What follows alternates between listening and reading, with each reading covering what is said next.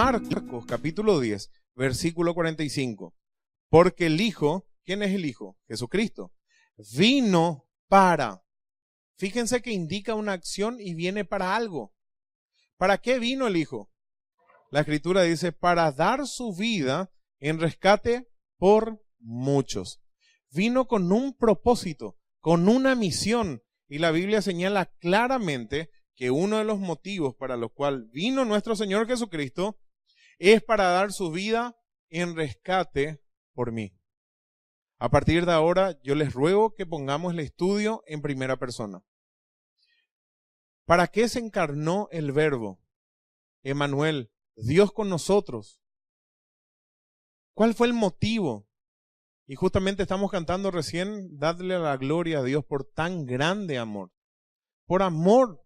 Vino por su beneplácito, por su voluntad, pero vino en amor, porque es su voluntad, pero vino en amor, porque su naturaleza es amor. Nosotros no merecíamos ser rescatados. Él escogió, en su soberanía, rescatarnos, y es una obra de amor. Él vino para rescatarme a mí. Esto tiene una gran verdad en mi vida. Lógicamente que esto solamente puede decir aquel que fue rescatado. Aquel que no fue rescatado, salvado, todavía no puede decir.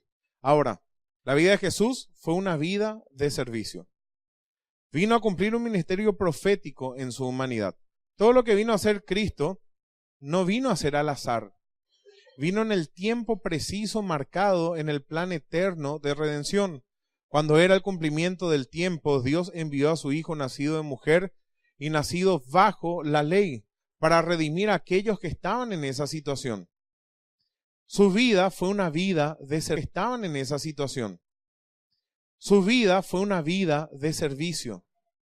El más grande de todos, el creador de todas las cosas, se humanó para servir a la humanidad. Él viene a cumplir un ministerio profético en su humanidad. Él va a cumplir todas las escrituras. No solamente que va a cumplir la ley, sino también va a cumplir todas las profecías, todo aquello que estaba escrito de él.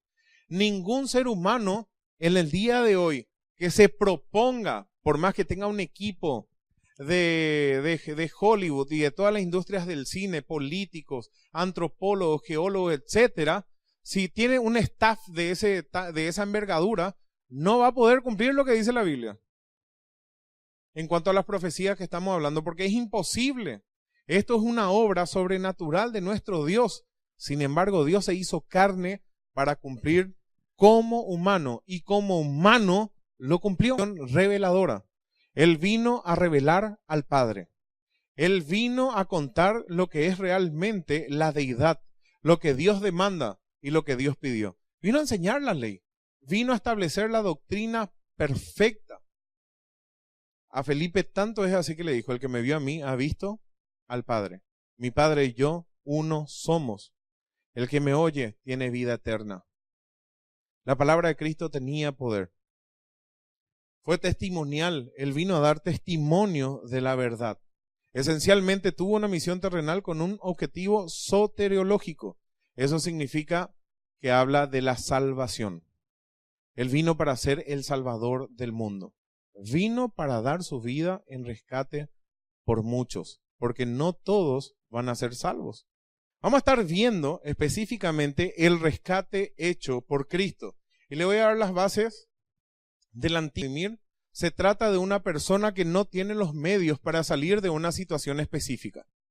En el Antiguo Testamento se nombran varias clases de acontecimientos. Esta palabra significa rescatar o sacar de la esclavitud al cautivo mediante un precio. Primariamente significa eso. La palabra redención viene de redemptio, que significa recompra o rescate. Vamos a ir aumentando el concepto de esta palabra.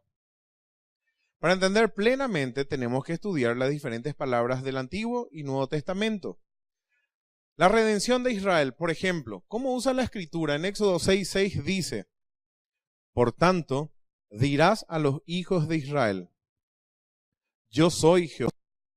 Por tanto, dirás a los hijos de Israel, yo soy Jehová, y yo os sacaré de debajo de las tareas pesadas de Egipto, y os libraré de su servidumbre. ¿Y qué agrega? Y os redimiré con brazo extendido y con juicios grandes.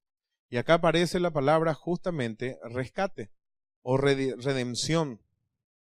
La palabra hebrea que se usa ahí es, no sé cómo se pronuncia sinceramente el hebreo, pero podemos pronunciar literalmente Gaal, que significa redimir, de acuerdo a la ley oriental de parentesco, parientes más próximos y como tal comprar de vuelta la propiedad de un pariente, casarse con su viuda, etcétera, que vamos a estar viendo después.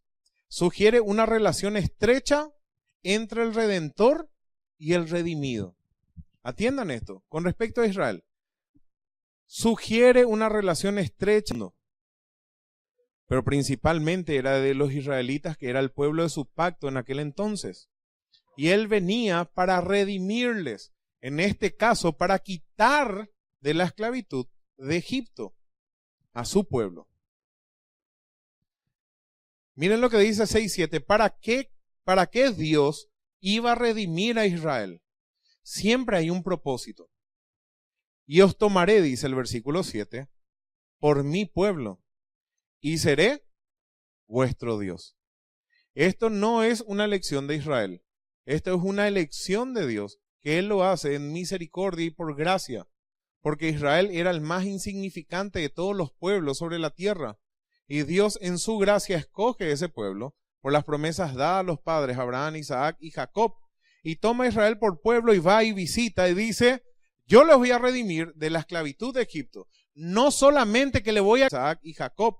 Y toma a Israel por pueblo y va y visita y dice, yo les voy a redimir de la esclavitud de Egipto. No solamente que le voy a quitar, sino que le voy a hacer siervos míos.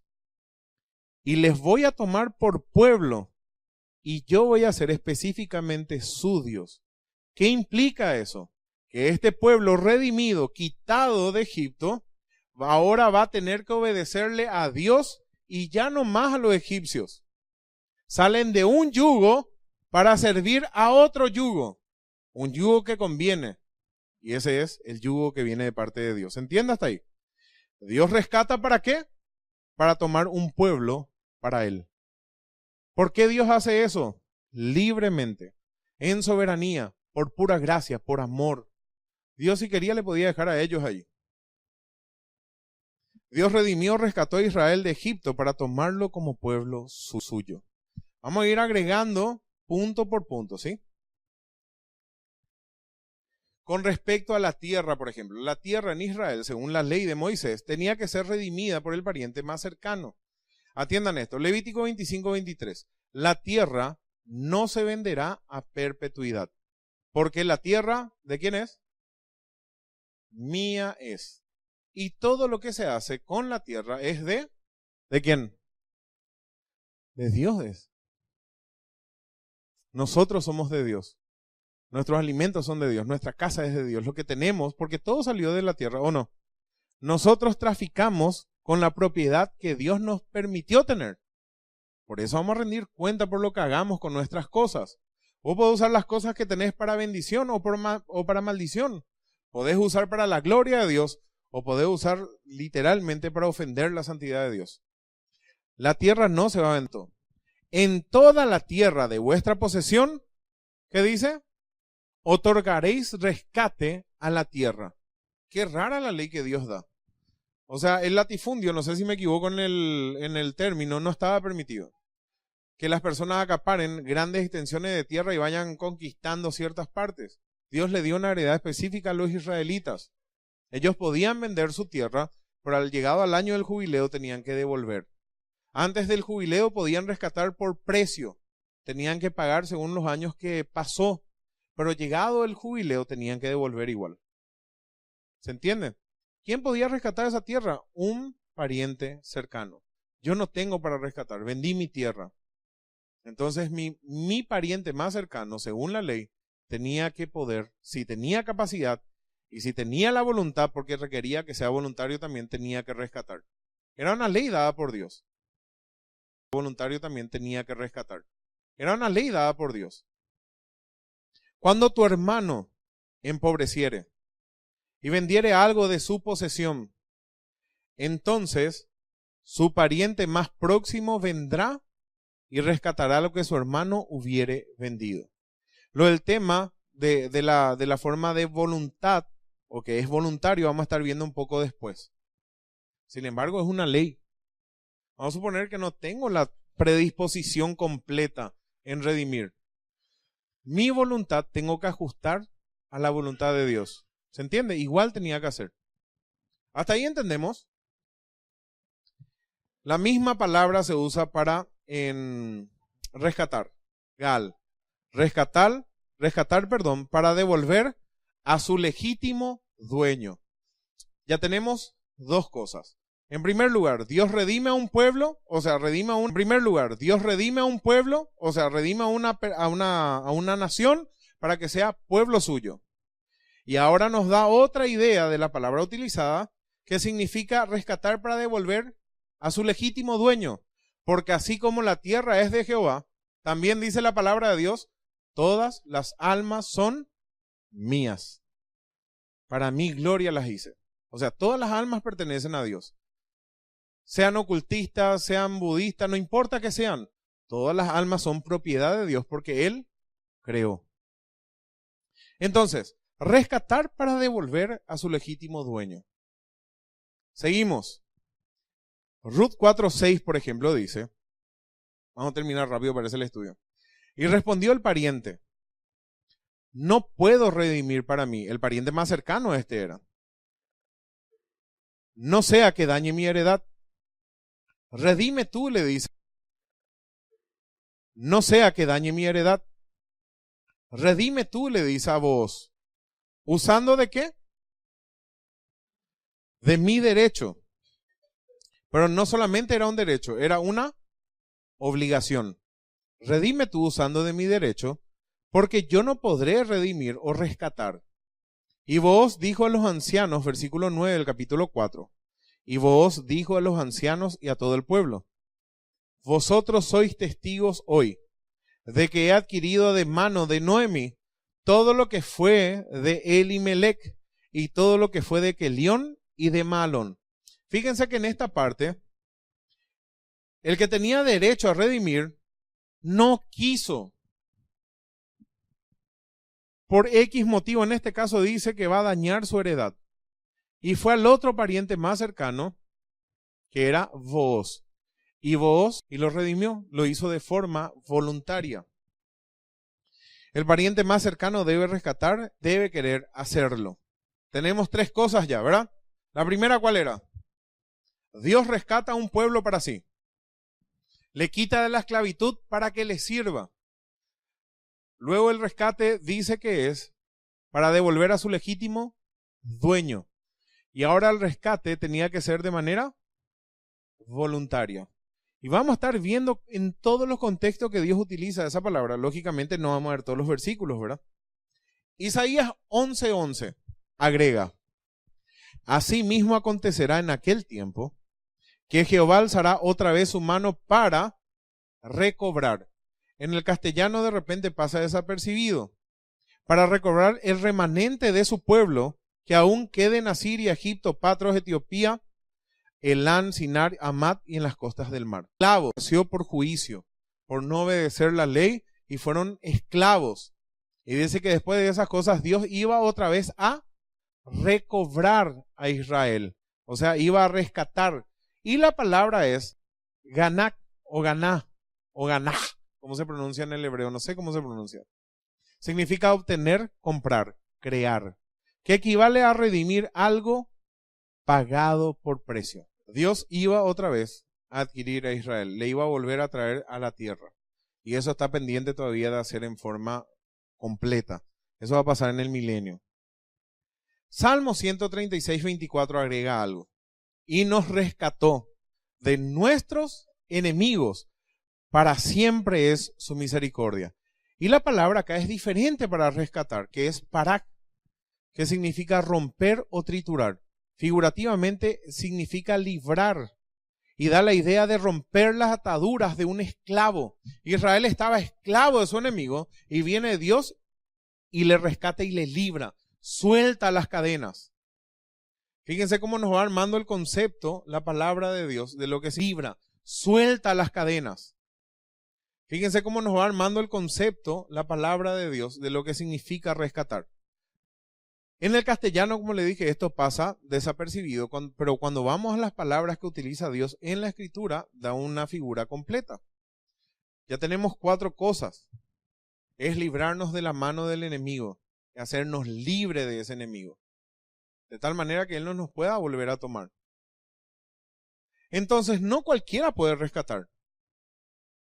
La ley de Moisés, o podemos ver en la ley de Moisés, por lo menos 4 condiciones. Ser pariente próximo. Tener capacidad de pagar el precio. Lógicamente, ¿verdad? O si no, no tiene sentido. Estar libre de la desgracia en la que cayó el que va a ser rescatado. ¿Verdad que es lógico? La ley y la palabra de Dios es lógica. Atiendan, ser pariente próximo y debe desear hacerlo, como leímos en Ruth 4:6. Vamos a ver todas estas características. Hubo una sola persona en toda la historia que cumplió estos requisitos. En el Nuevo Testamento también aparecen algunos vocablos que expresan esa idea específica de redención. Dice Mateo 14:15. Cuando anochecía, se acercaron a él sus discípulos diciendo: el lugar es desierto y la hora ya pasada. Despide a la multitud para que vayan por las aldeas y compren qué comer. En la antigüedad, el mercado local se llamaba ágora. Entonces lo que le estaban diciendo los discípulos: Señor, ya es tarde, la gente tiene hambre, no tenemos con qué darle de comer, envíale al mercado para comprar su comida. Para comprar su comida. Y Jesús le dice: no, denle de comer ustedes. Pero Señor, ¿cómo vamos a alimentar a toda esta multitud? Y quitaron capaz su calculadora o su palito y empezaron a calcular. Jamás, imposibles. Apenas tenemos estos peces y estos panes, ¿qué vamos a hacer? Y ahí pasó el milagro. Pero le dicen: vayan a las aldeas para comprar. Y la palabra es agorazo, que significa ir al mercado. Lógicamente, con la idea de comprar. Nadie se va al mercado con la idea de mirar nomás, ¿verdad? Es lo más aburrido del mundo irte a un shopping o a un mercado para mirar. No hay nada más decepcionante, ¿verdad? Quiero, no puedo, ¿verdad? Por lo menos te vas con el objetivo de comprar una cosa, si no, no te vayas. ¿Para qué te va a ir?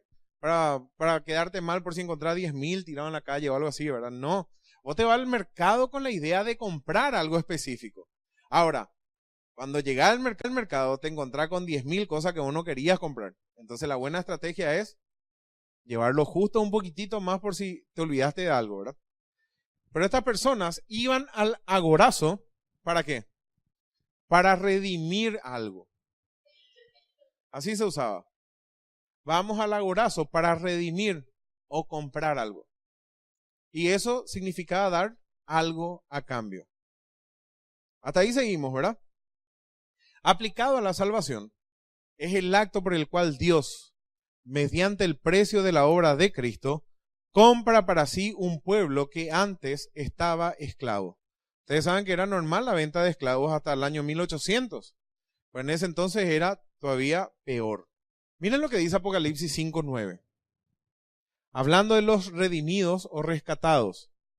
Y cantaban un nuevo cántico diciendo: digno eres de tomar y con tu sangre, ¿qué dice? Nos has redimido o rescatado. Nos compraste del mercado de esclavos. Pero no es solamente eso. Vamos a estar viendo un poquitito más porque tiene un alcance muy grande. Lo que sí que con la sangre, con tu sangre, nos has redimido para Dios, de todo linaje y lengua y pueblo y nación. Hoy, aquí, podemos estar personas que fueron redimidas por la sangre de Cristo o personas que aún no fueron redimidas. Vamos a estar viendo que esto se aplica específicamente para aquellos que creen, para aquellos que piden ser rescatados. Otro término. Vimos recién agorazo. Agora, mercado. Agorazo, comprar del mercado. Y ahora vamos a estar viendo otra palabra que se utiliza en la escritura en el griego. Y ahora vamos a estar viendo otra palabra que se utiliza en la escritura en el griego, que es exagorazo, que da otra idea. Ex, la partícula ex ahí, o la parte ex, significa afuera. Fuera del mercado, literalmente. Miren qué interesante lo que dice Gálatas 3:13. Esto nos redimió de la maldición de la ley, hecho por nosotros maldición. Tomó nuestro lugar en la maldición. Porque está escrito, maldito todo aquel que es colgado en un madero. La palabra ahí que dice nos redimió es exagorazo, como dijimos. Es una forma intensiva de agorazo, ex fuera y de agora mercado. Va más allá de pagar un precio. Y esto es lo precioso. No solamente Cristo pagó el precio por nuestros pecados, por lo cual estamos esclavizados, ya que comprende también sacar del lugar a los esclavos que compraron, pero para darle una libertad absoluta. ¿Esclavos de qué? Fíjense, la gente piensa que Cristo les redimió de la maldición para que ellos sean libres para vivir como quieren. Y están equivocados. Eso no enseña la Biblia. Eso es herejía. Cristo nos rescata de la maldición de la ley porque estamos bajo pecado y esclavizados por el pecado. Nos hace libres y nos quita de ese lugar y nos traslada a otra esfera, que es la esfera del reino de su amado Hijo, para ser libres para obedecer a su voluntad. No para que hagamos lo que queramos. Acá lo que nos está diciendo es que Cristo nos quitó del mercado de esclavos y nos hizo libres de aquella maldición.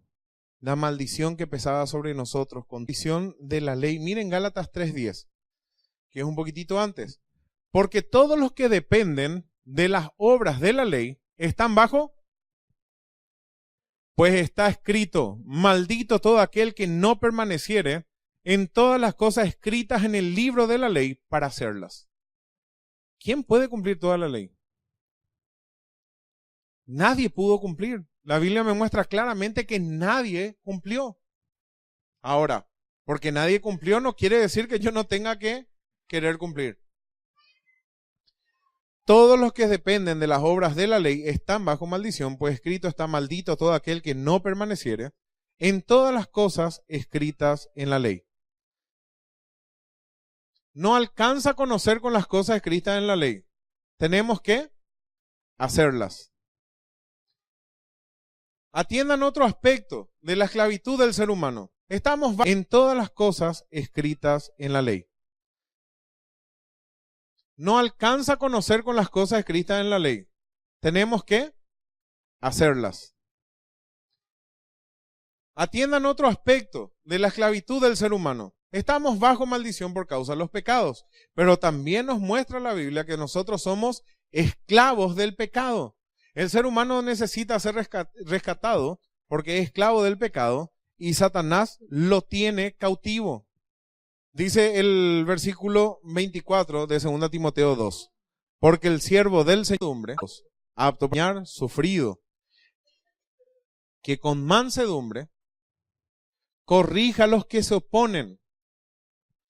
Por si quizás, atiendan esto, por si quizás Dios le conceda que se arrepientan para conocer la verdad y escapen del lazo del diablo.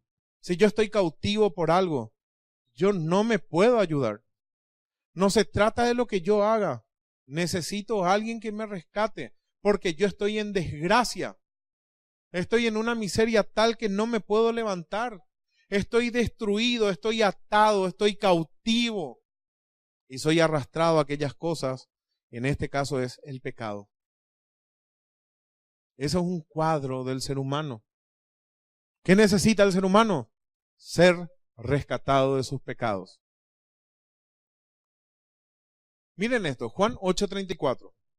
Jesús, el que vino a revelar el Padre y la mente de Dios, dice: de cierto os digo, que todo aquel que hace pecado, y mejor dicho, el que practica el pecado, esclavo es del pecado.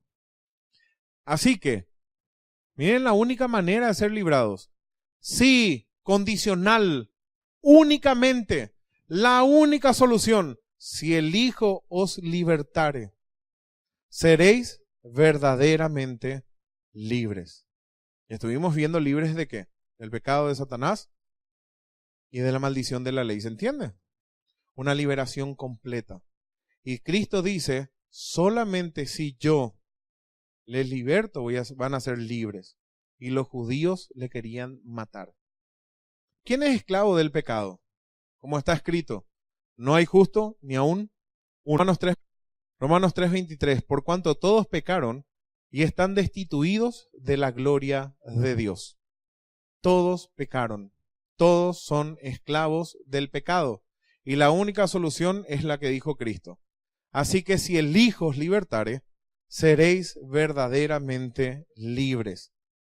Por lo tanto, vamos a estar aplicando todo lo que estuvimos viendo. Todos necesitamos ser rescatados, recomprados, redimidos por Cristo, ya que Él cumple los requisitos. Y le voy a pedir que me ayuden con el micrófono, por favor, para leer unos versículos. Hasta acá está claro, ¿verdad? Esto nos enseña la palabra de Dios y es un resumen muy resumido de lo que es esto. Todos necesitamos, y no quiero pasar de este punto, antes que reconozcamos todos que esto es verdad. Necesito ser librado de la condenación de la ley. Yo necesito ser libertado de Satanás. ¿Y saben qué? Cuando vos reconozcas eso, hay una buena noticia. Sí se puede. Porque alguien cumplió con esos requisitos para rescatarte. Y no es una religión. Y no se trata de lo que vos hagas, ni de lo que vos creas. Se trata de lo que es verdad. Y esta es la verdad. Cristo se hizo nuestro pariente próximo. Hebreos capítulo 2. Abran su Biblia, por favor, para leer. Hebreos capítulo 2. Vamos a esperarle que todos tengan para poder leer en la Biblia.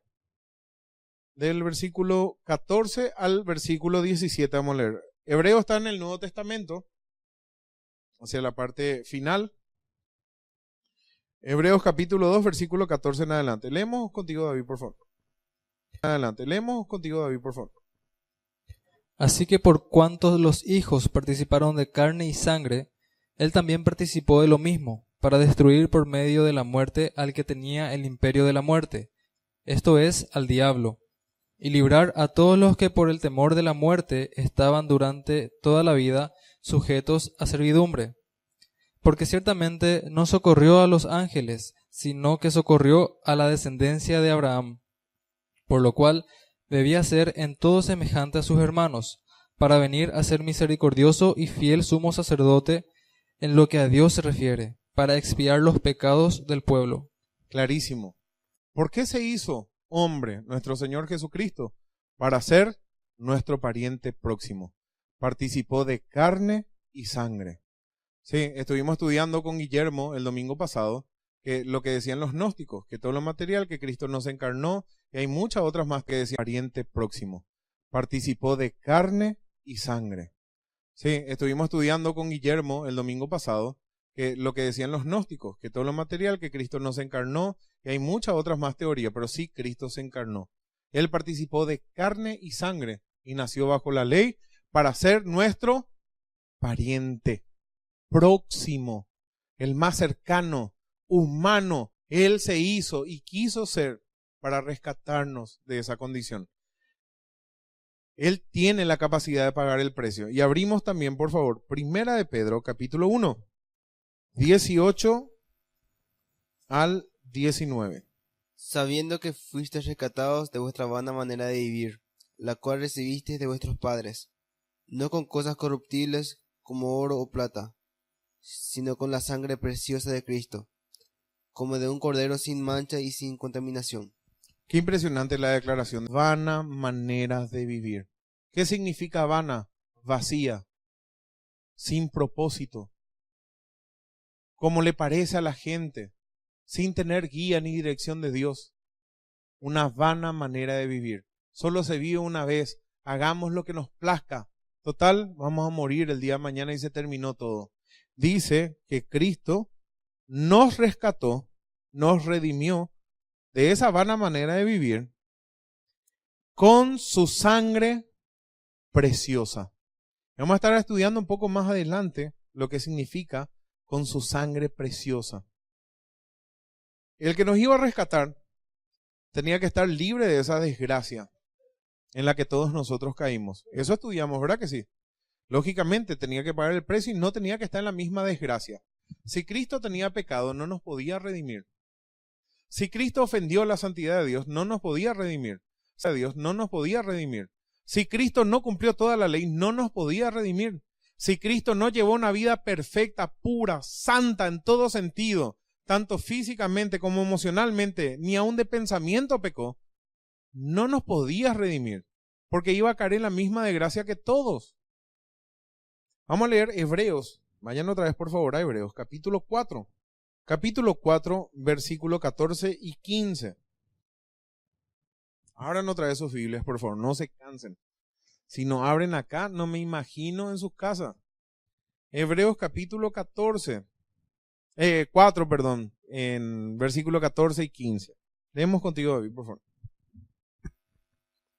Por tanto, teniendo un gran sumo sacerdote que traspasó los cielos, Jesús el Hijo de Dios, retengamos nuestra profesión, porque no tenemos un sumo sacerdote que no pueda compadecerse de nuestras debilidades, porque no tenemos un sumo sacerdote que no pueda compadecerse de nuestras debilidades, sino uno que fue tentado en todo según nuestra semejanza, pero sin pecado.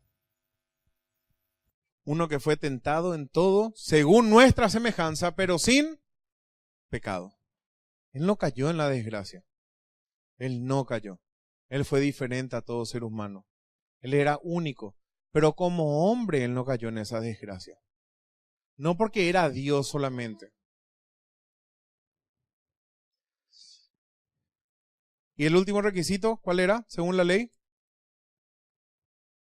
Tenía que querer hacerlo. ¿Será que Dios le obligó? Dios el Padre le obligó al Hijo. Andá a morir en la cruz y hacé. Así como nosotros muchas veces tenemos que obligarle a nuestros hijos para que hagan lo bueno. ¿Qué dice Juan capítulo 10? Juan capítulo 10.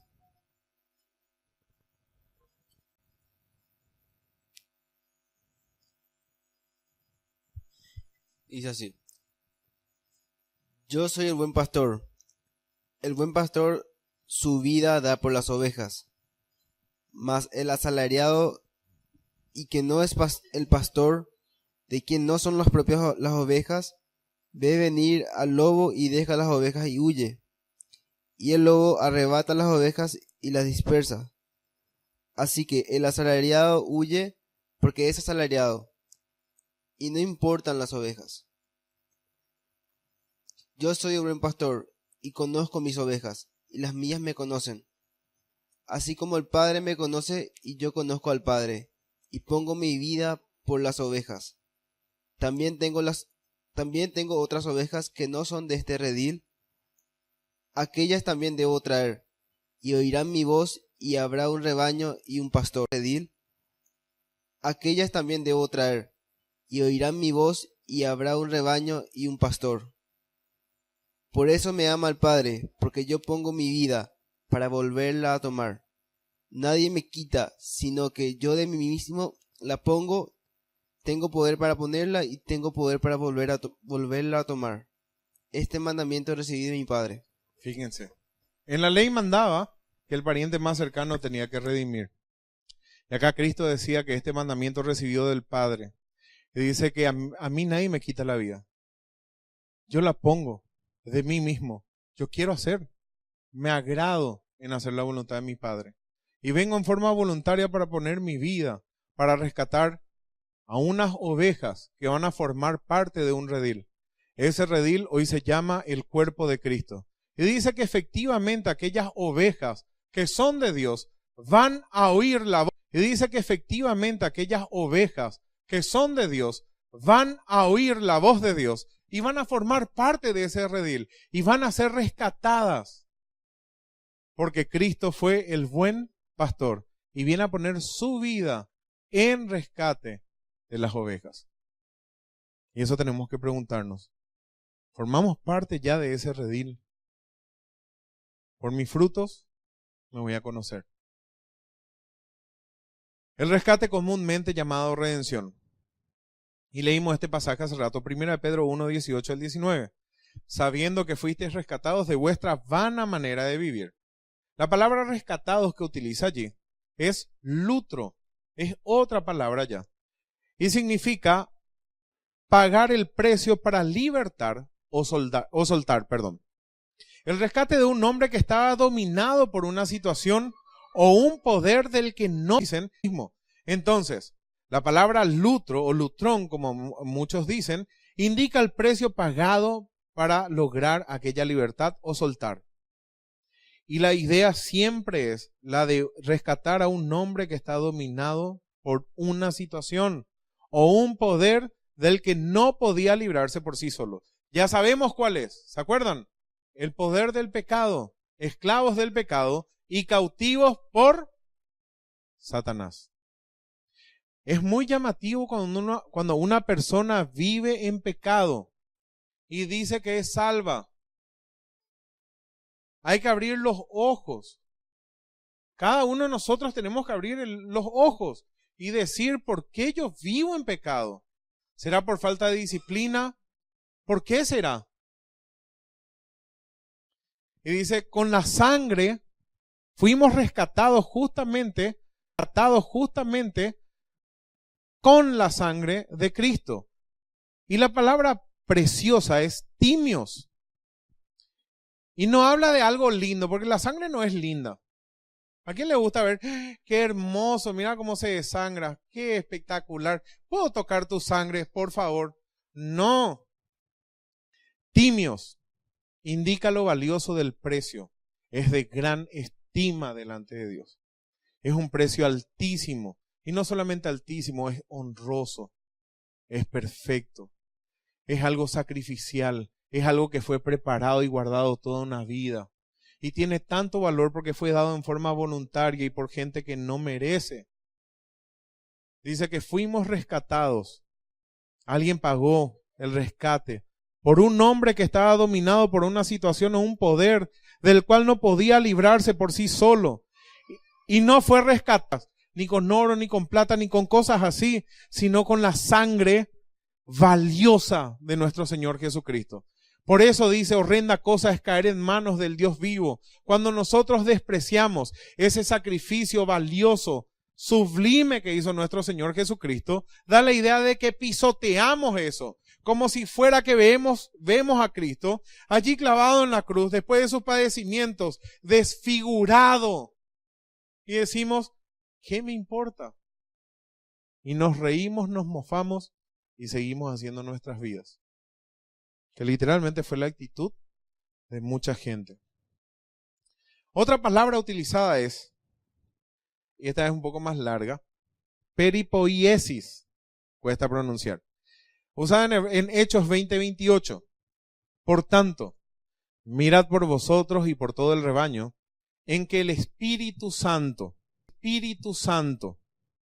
os ha puesto por obispo o pastores o ancianos para apacentar. ¿Para qué sirve? ¿Qué significa apacentar? A las ovejas. Dar pasto. Pasto bueno, pasto fresco. ¿A fin de qué? A fin de que crezcan. Porque hay muchas veces que dicen, no, en la iglesia se habla de los problemas de varias gente. Generalmente, el alimento tiene que ir preparado según la necesidad que hay, ¿sí o no? Pero también ocurre, y es la mayoría de las veces, que parece que el estudio es para mí. Vos sabés toda mi situación, por eso predicas así. Y no es así, es la palabra de Dios. Dice que el Espíritu Santo les ha puesto por obispos para apacentar la iglesia del Señor, la cual Él, ¿qué dice? Ganó por su propia sangre. 1 Pedro 2:9. Mas vosotros, los cristianos, son linaje escogido, real sacerdocio, nación santa, pueblo adquirido por Dios. Qué interesante, en el Antiguo Testamento vimos que Dios le redimió a Israel. ¿Para qué? Para tomarle por pueblo. Israel, una vez que fue quitado de Egipto, no podía hacer lo que quería, ¿o sí? no podía hacer lo que quería. Dios le dio leyes, le dio instrucciones. Ellos entraban a otra esfera. Nosotros, en el Nuevo Testamento, somos linaje escogido. Dios nos escogió. Dios nos hizo sacerdotes para con Él.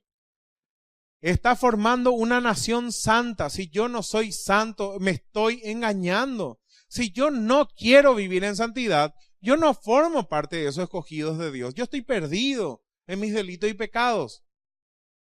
Porque si yo soy escogido por Dios, fui a adquirir algo. No es para hacer lo que yo quiera. Una de las cosas que tengo que hacer figura acá en la Biblia, en este versículo. Para que anunciéis las virtudes de aquel. Hoy estamos cantando las virtudes de Cristo, ¿verdad que sí? Bueno, algunos cantaban. Pueblo adquirido por Dios.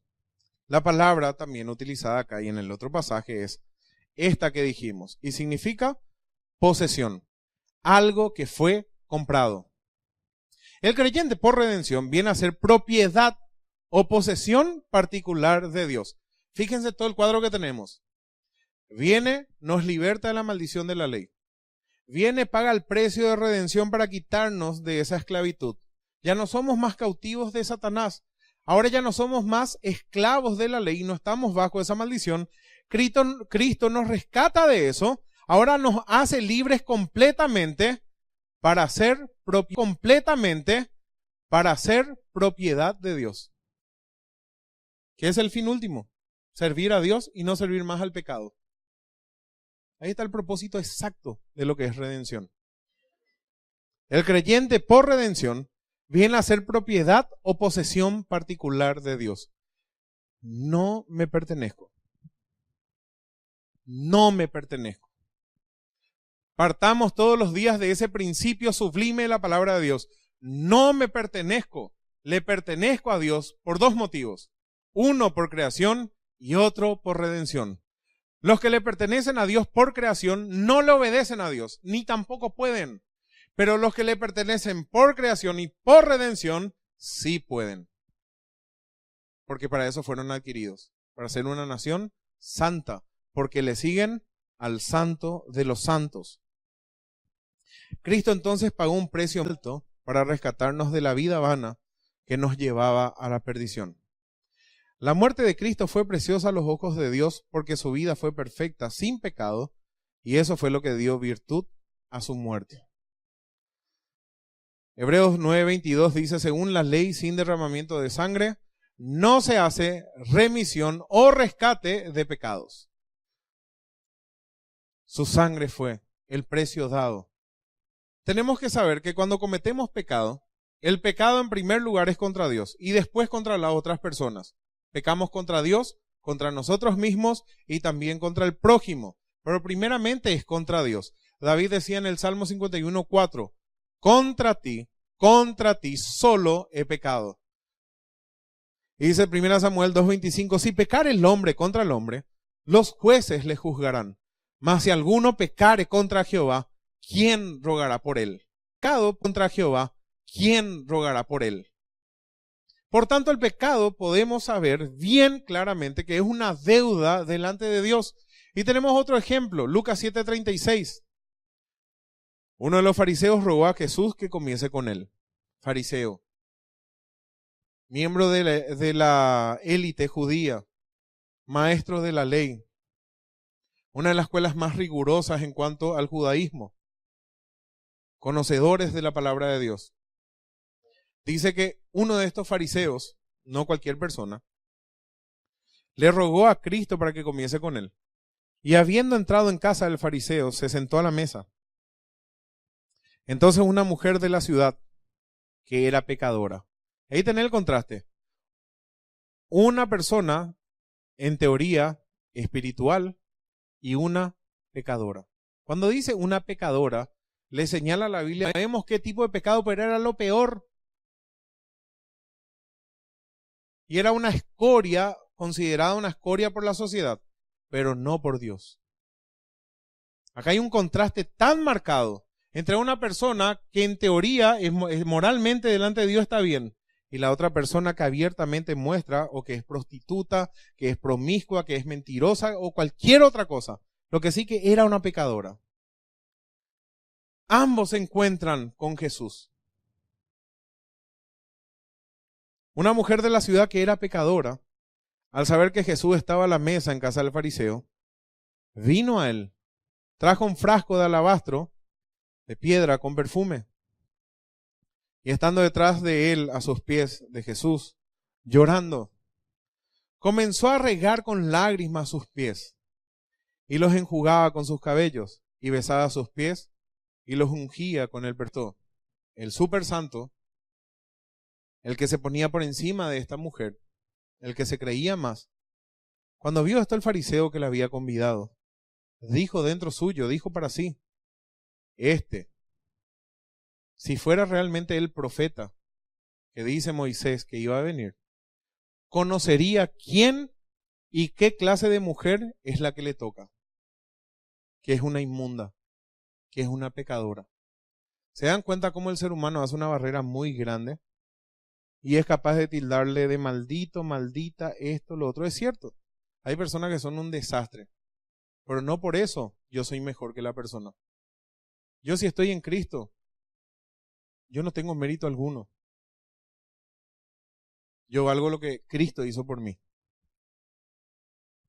Entonces respondió Jesús, le dijo, Simón, al fariseo, Entonces respondió Jesús, le dijo, Simón, al fariseo, una cosa tengo que decirte. Y él dijo, di maestro.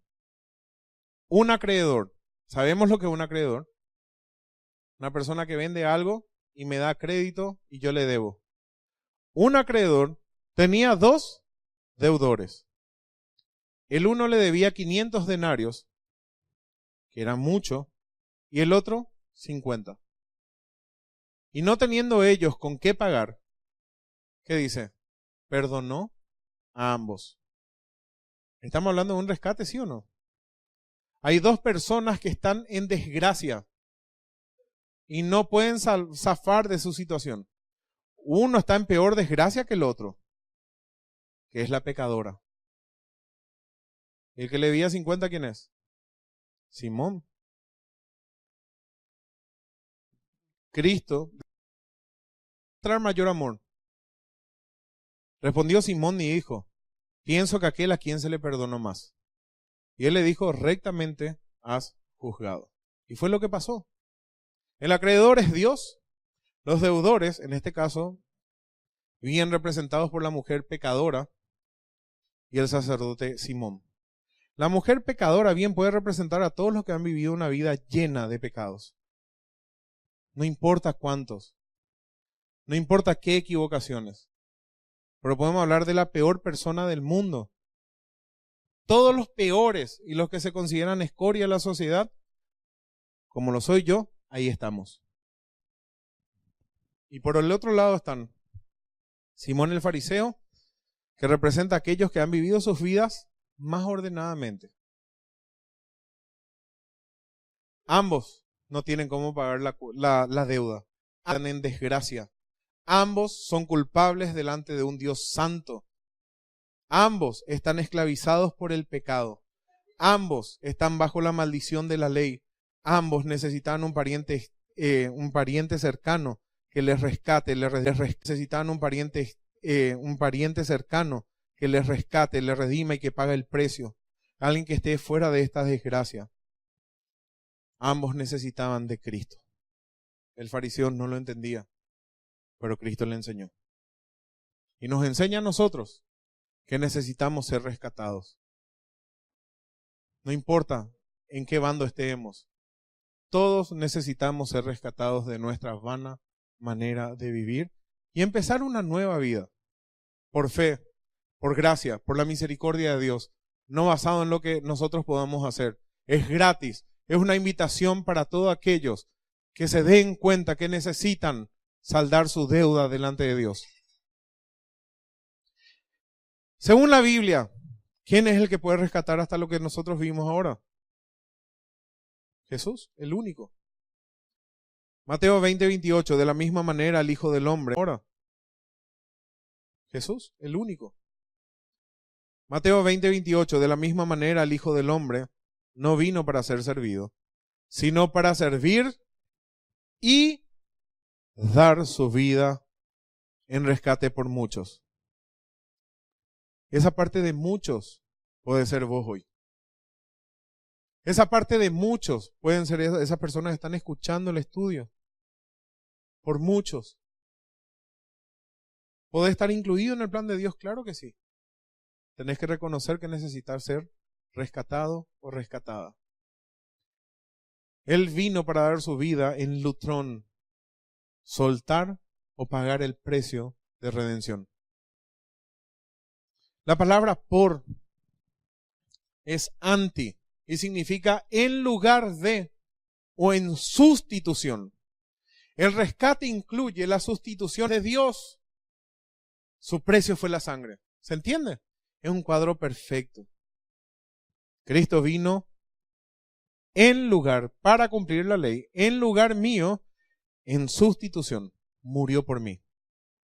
El rescate es vicario, o sea, en lugar del rescatado. No solamente que te permitió salir, Él tomó tu lugar.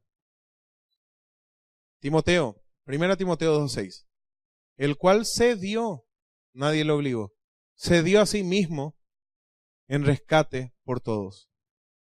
Pero sabemos que ese todo es aquellos que creen. Anti-lutron, en sustitución. Uper, en pro de. Dice que Cristo se dio en sustitución, en pro de aquellos que estaban esclavizados bajo el pecado, bajo Satanás y que estaban en desgracia. Sustitución, en pro de aquellos que estaban esclavizados bajo el pecado, bajo Satanás y que estaban en desgracia. ¿Se entiende, verdad? Es una doctrina bíblica desde el comienzo hasta el final. La preposición uper indica que el rescate fue una provisión universal. Eso no significa que porque Cristo murió en la cruz, ese sacrificio es efectivo para todo el mundo. La Escritura nos enseña que ese sacrificio es efectivo solamente para aquellos que creen y entregan incondicionalmente su vida a Cristo, arrepentidos por sus pecados. Entonces, el concepto de redención se basa en, y atiendan este esquema, tiene que haber un esclavo. ¿Hay un esclavo aquí? Muchos esclavos estamos. Algunos ya fueron rescatados, otros siguen en esclavitud. Tiene que haber un esclavo. Si te considera un esclavo, fíjate esclavo. Si te considera un esclavo, fíjate bien. Tiene que haber un redentor que nos compra del mercado, agorazo, que a su vez no nos deja más a la venta, exagorazo, nos quita del mercado de esclavos. Ya no estamos más bajo maldición, ya no estamos más bajo pecado. Ese redentor nos liberta de la maldición de la ley por no cumplirla. El precio del redentor fue la muerte vicaria de nuestro Señor Jesucristo. Esto es efectivo para quien entiende y se apropia de ese rescate. Ahora pertenecemos a Dios por creación y redención, y esta parte final es solamente para aquellos que creen. Sería bueno que en su intimidad ustedes acudan a Dios hoy mismo. Si alguien no está seguro de su salvación o segura. Ahora, la gran pregunta, ¿serán salvos todos? Dice Romanos 10:16, mas no todos obedecieron al Evangelio. Pues Isaías dice, Señor, ¿quién ha creído nuestro anuncio? De por sí ya implica la frase que no todos van a creer, que van a ser pocos. Isaías 53:3, que es lo que cita Pablo. Despreciado y desechado entre 3:3, que es lo que cita Pablo. Despreciado y desechado entre los hombres, varón de dolores, experimentado en quebranto, y como que escondimos de él el rostro. Fue menospreciado y no lo estimamos. Ciertamente llevó él nuestras enfermedades y sufrió nuestros dolores, el rescate. Y nosotros le tuvimos por azotado, por herido de Dios y abatido. Mas él, ¿qué dice? Herido fue por en lugar de, en mi lugar, en sustitución, por mi culpa. Mas Él herido fue por nuestras rebeliones, molido por nuestros pecados.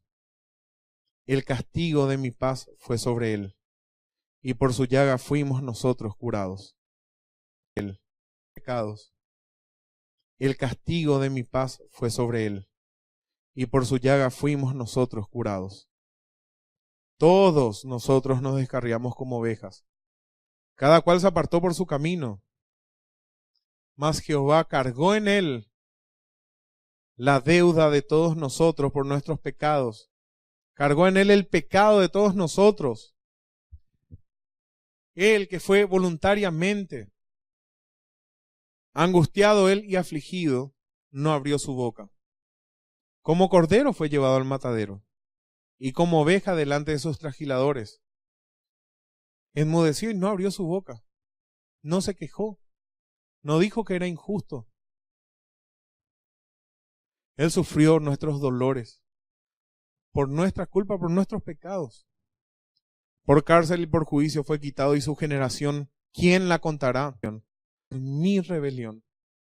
Vamos a poner en forma personal, por mi rebelión, Él fue herido, por rescatarme.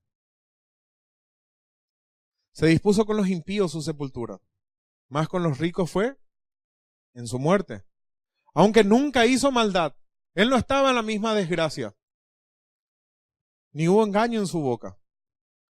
Con todo eso Jehová quiso quebrantarlo, sujetándole a padecimiento, cuando haya puesto su vida por la limpieza, el blanqueamiento de los pecados. Verá linaje, vivirá por largos días, y la voluntad de Jehová en su mano será prosperada. Verá el fruto de la aflicción de su alma.